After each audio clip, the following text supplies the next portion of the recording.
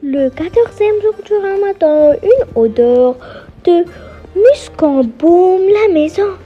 Julia et Yanis s'approchent de la lanterne et découvrent devant eux un spectacle magnifique, le Haram el-Sharif et la Kaaba en Arabie Saoudite. Ils ont vu des gens tourner autour de la Kaaba.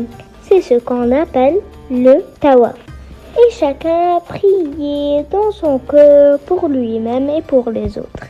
Et à Médine, le son de l'Adhan résonnait dans le ciel. Et selon la coutume en Arabie Saoudite, ils rendent plus jeunes avec des dattes, du lait et du café arabe qui doivent être prêts partout.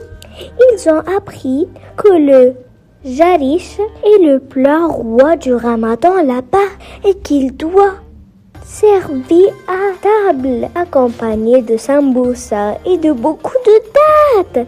Ils ont vu les pigeons dans les cours de la mosquée du prophète et tout le lieu était empreint de paix et de sérénité. Le Ramadan en Arabie Saoudite, spiritualité et culte. Dites-nous si vous étiez dans le haram, que souhaiteriez-vous demander? Le 15e jour du Ramadan, comme tous les jours avant l'iftar, la lanterne est brillée d'une lumière douce. Et soudain, Julia et Yanis se sont retrouvés devant un pays rempli de rivières et d'eau scintillant sous le soleil.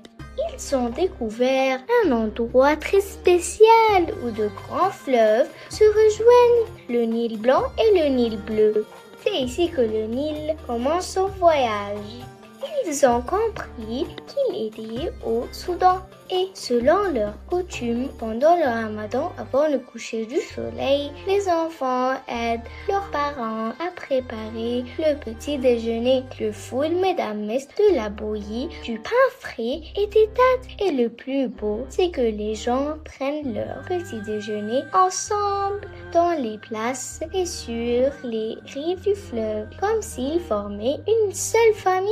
Et après la prière du Tarawih, ils écoutent les invocations et les prières pour le prophète.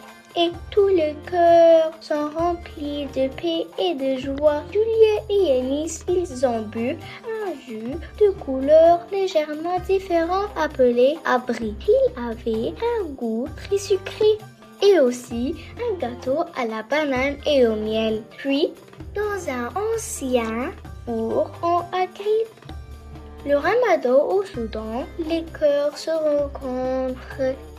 Dites-nous, vous avez un fleuve dans votre pays, comment s'appelle-t-il?